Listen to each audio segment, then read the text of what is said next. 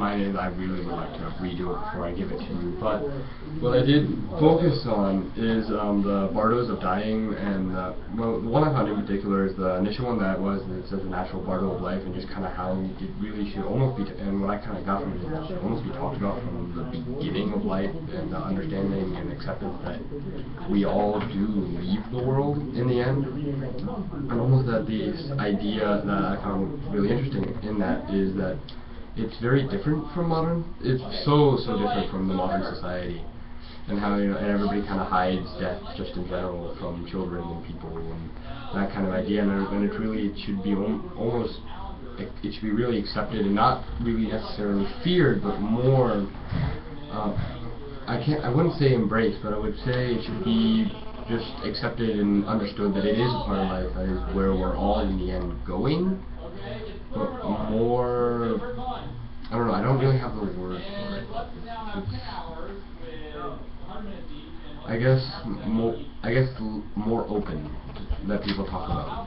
Just because, I mean, I know with my own family experiences right now that are going on, it's very hard, especially for my mother, what's going on in her life, and with her mother, that's very hard for her to deal with. And just, I think, in almost in a sense that in everyone's lives in general, for people, more talked about, more open, less hidden from people, that it could be much easier to be dealt with, in a sense.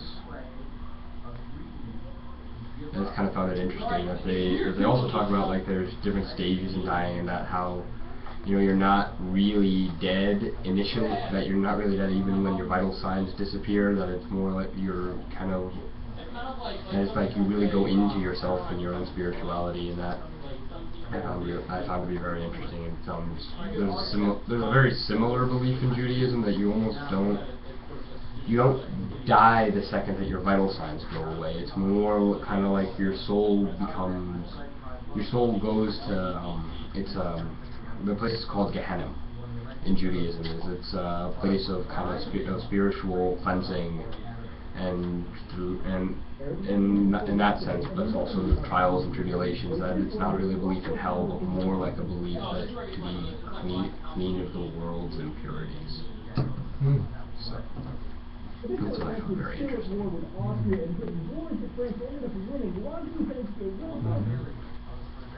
You know, I don't know if this is true,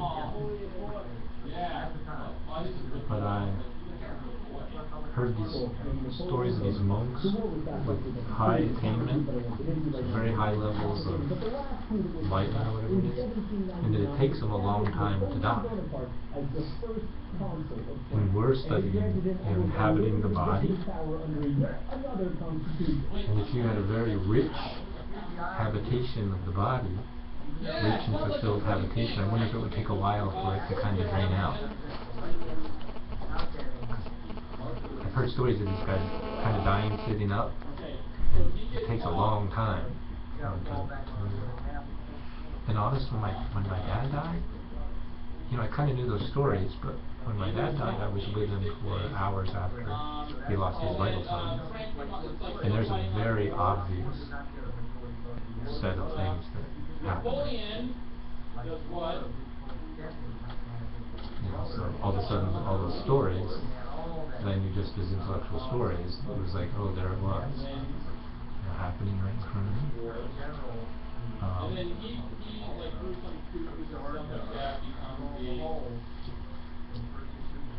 don't know what's going on, but stuff is definitely going on. Yeah, interesting.